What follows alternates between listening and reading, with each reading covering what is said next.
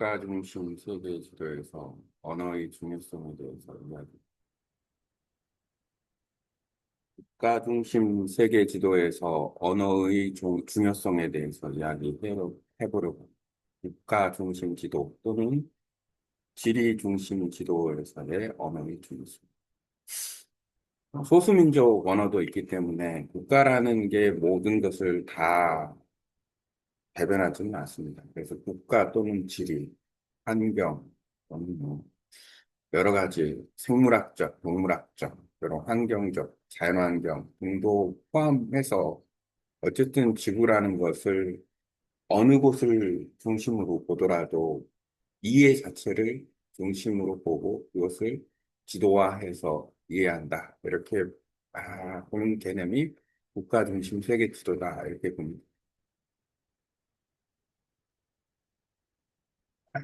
언어가 왜 중요한가? 최근 태국과 캄보디아가 국경에서 이제 전쟁을 하고 있는데, 국지전을 하고 있는데, 처음에는 이제, 아, 그 뉴스를 이제 한국 뉴스로, 그 다음에 이제 영어로 된 뉴스로 이렇게 접하게 돼요. 이 영어는 뭐, 예를 들어서, BBC나 뭐, CNN이나 뭐, 이런 데서 나오는 거면, 그래도 그냥, 한국 뉴스도 공영방송에서 나오는 거는 그게 뭐, 연합뉴스나 아니면은 다른 나라 뉴스를 가져왔거나, 아니면 직접 취재를 했거나, 뭐 여러 가지가 있을 수가 있어요. 근데 유튜브에서 영상을 보다 보니까 한계점을 발견했어요. 왜냐하면, 이게 지금 국지전이 이렇게 발생을 한 계기가 있었고,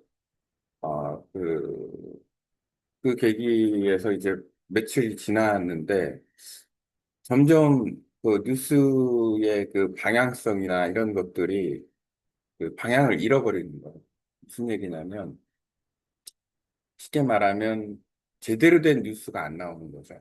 내가 이제 예를 들어서 그 공영방송이나 아니면은 신뢰할 만한 어떤 채널에서 뉴스를 이렇게 보면 괜찮은데 너무 이제 다양한 정보를 제공하는 유튜브 채널에서 그 관련된 뉴스가 나오는 거예요. 그러면 뉴스만 따라가서 보면 일반적으로 우리가 시간을 기준으로 해서 뉴스를 접하는데 왜냐하면 시간이 중요하니까 그 새로운 뉴스는 계속해서 업데이트가 되니까. 근데 가만히 보면 이게 새로운 뉴스가 업데이트가 되는 게 아니라 그 마치 이렇게 작은 일이 발생했는데 아니면 뭐 이렇게 작은 일은 아니죠. 뭐 전쟁이라는 어떤 싸움, 이게 인명사고도 나고. 근데 어디는 뭐 휴전을 한다. 어디는 예를 들어서 전쟁이 가속화되고 있다. 뭐 이런 식의 어떤 그 엉뚱할 수도 있어요. 왜냐하면 서로 말이 안 맞으니까. 그래서 어떤 게 진실인가라는 부분에 대해서 이제 관심을 갖게 되는 거죠. 아, 뭐야, 이게 뉴스가. 왜 이래. 내가 일부러 일일이 뉴스를 찾아다녀야 되나? 그냥 나오는 뉴스만 알고리즘에 의해서 나오는 뉴스만 봐도, 아, 지금 무슨 일이 일어나고 있구나라는 정도를 알았으면 좋겠는데, 했을 때, 지금 태국과 캄보디아에서 일어나는 이 일을 내가 지금 한국어와 영어로 지금 보고 있다는 것 자체가 잘못일 수 있다라는 생각이 들었어요. 왜냐하면, 한국어든 영어든 두 개를 사용하는 사람은 당사자가 아닌 거예요. 만약에 태국에서 영어 뉴스 채널이 있다 그러면 당사자일 수 있고 한국어 뉴스 채널이 있다면 당사자일 수 있는데 그렇지는 않은 것 같고 있을 수는 있어요. 영어 같은 경우에는. 마찬가지 캄보디아도 마찬가지고 한 보편적으로는 이제 아닌 거예요. 그래서 그럼 뭐지 이거 어떻게 하면은 좋은 뉴스를 찾을 수 있지? 그래서 이제 간단하게 지금 영상을 공유해서 이렇게 한번 보여준다면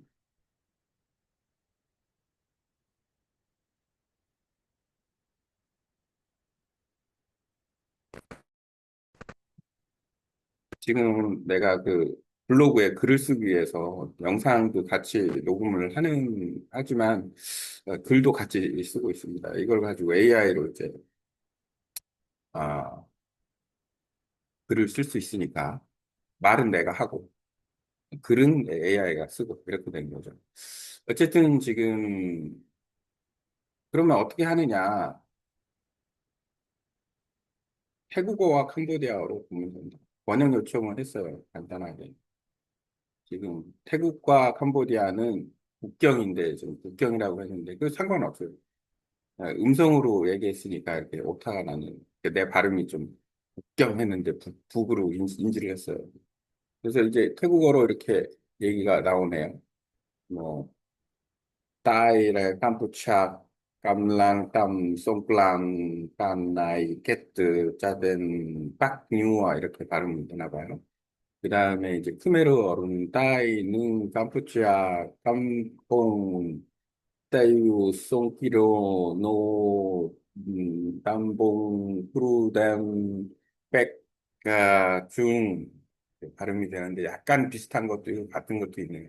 그래서 요 두 개를 가지고 태국어와 크메르어를 가지고서 우선 태국어 먼저 이렇게 한번 자료를 찾아봤어요. 그러니까 이렇게 자료가 나오네요. 14시간 전, 이틀 전 거고.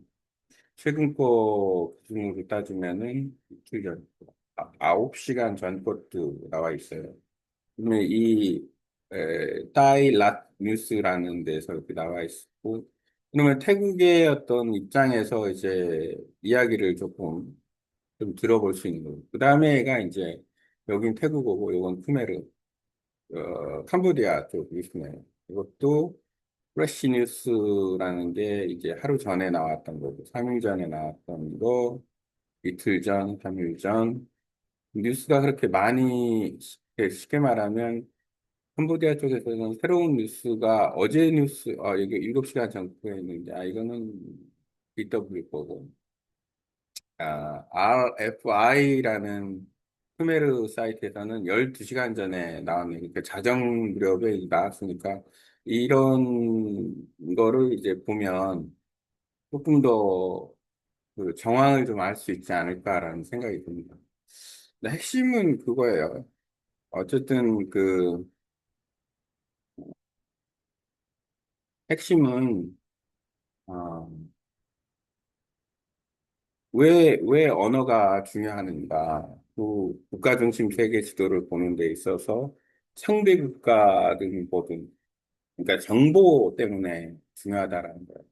그래서 쉽게 말하면 외국 사람이 한국에 대해서 정보를 알고 싶은데 자기네, 만약 프랑스 사람이 한국에 대한 어떤 정보를 알고 싶어요. 그러면은 그 사람이 쉽게 사용할 수 있는 언어는 프랑스어 또는 영어 이렇게 되고 더 좋게 사용할 수 있는 건 한국어를 사용하면 좋아요. 번역을 돌리더라도. 왜냐하면 한국에 대해서 이렇게 객관적으로 접근할 수 있는 거는 한국 사람이 한국을 어떻게 이야기하고 있느냐가 중요할 수 있으니까.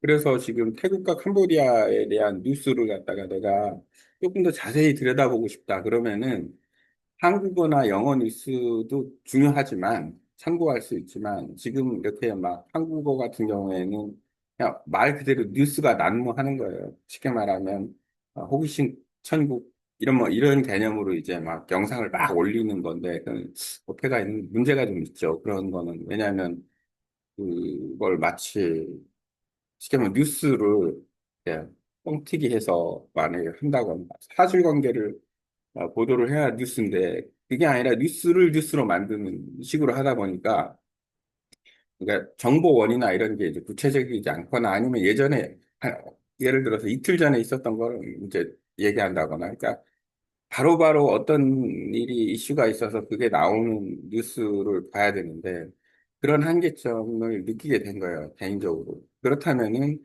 내 입장에서는 이게 중요하네라고 생각을 했으면은 태국과 캄보디아의 그 전쟁에 관심이 있다. 그러면은 아, 한국어, 영어 좋다. 참고를 하고 태국어와 캄보디아로 된 뉴스를 본다. 그 뉴스를 지금 저작권 때문에 내가 그 영상을 열어보지는 않는데 공유하는 것 자체가 이제 문제가 될 수 있으니까 그 충분히 자막을 틀어가지고 그 내용을 볼 수가 있어요.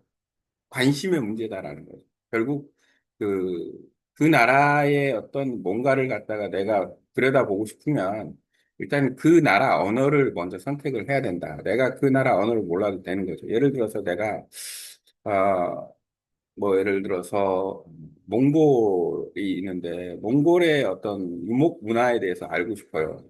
그러면은 유목 문화에 대해서 한국어, 영어로도 이렇게 리서칭이 되겠지만 몽골어로도 리서칭이 될 수 있다라는 거죠. 왜냐하면 내가 번역기를 돌려서 이제 내가 알고 싶은 것을 몽골어로 그 확인한 다음에 그걸로 이제 유튜브나 아니면 구글이나 AI한테 이제 그걸 내용을 정리해 달라고 하고 그걸로 자료를 보고 때에 따라서는 번역을 하고 번역된 자막을 보면서 듣고 이러면은 나의 그 인지도가 그 이해력이 상대적으로 그 나라에 집중을 해서 알 수가 있는 거예요. 그럼 상당히 그 도움이 많이 된다라는 거죠. 정확한 정보를 알 수가 있으니까.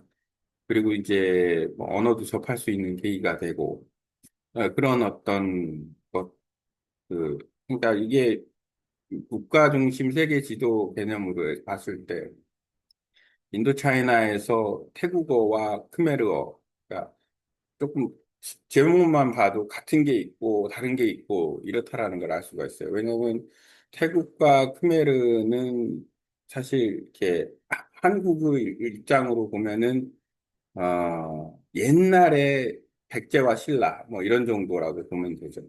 그러니까 이제 지금 뭐 신라 백제 뭐 이런 식으로 신라가 뭐 땅을 더 차지했다가 백제가 또 더 차지했다가 뭐 이런 식이 된다거나 아니면은 뭐 고구려 신라일 수도 있고. 하지만 지금은 뭐 인도차이나에서 그 나라가 계속 그 어떤 국가 체계를 유지하고 있으니까 그냥 한 예에 불과한 거예요. 역사적인 측면에서 본 거고, 실제로는 현존하는, 동남아에서 현존하는 두 개의 국가인 거죠. 그 중에서 이제 캄보디아는 옛날 크메르 제국의 600년 역사를 가진 전통 있는 국가인 거고, 태국은 이제 동남아의 이제 역사적인 기반으로 보면은 근대사적인 맹주라고 보면 되죠. 왜냐하면 그 주변 국가들은 다 식민지화 됐었는데, 태국만 이제 식민지가 안 되고 꾸준히 발전을 하긴 한 거죠. 왜냐하면 동남아에서 가장 잘 사는 나라 중에 하나가 태국이니까. 뭐 현재는 조금씩 밀리고는 있지만 근데 그런 나라들의 어떤 관점을 보는 것은 언어를 선택해서 보는 게 중요하다. 내가 베트남어를 공부를 하고 있는데 실제로 공부하면서 베트남 뉴스를 지금 계속 리뷰를 하면서 하는데 이렇게 확실한 정보를 더 얻을 수 있다라는 생각이 들어요.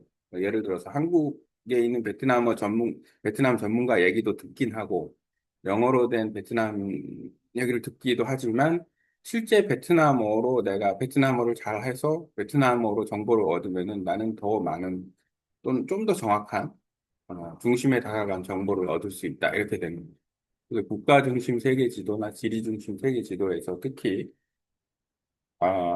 지역에 있는 사람들의 어떤 살아가는 환경 변화, 어떤 사건, 문제, 이거를 다룰 때는 그 나라 언어가 핵심일 수 있다. 내가 그 나라 언어를 몰라도 지금은 번역을 해서, 충분히 데이터에 접근할 수 있다. 그리고 그 데이터를, 우리말로, 한국어로도 확인할 수 있고, 영어로도 충분히 확인할 수 있다. 라는 거예요. 그래서, 언어는 되게 중요하다라는 거죠. 정확한 이해를 위해서.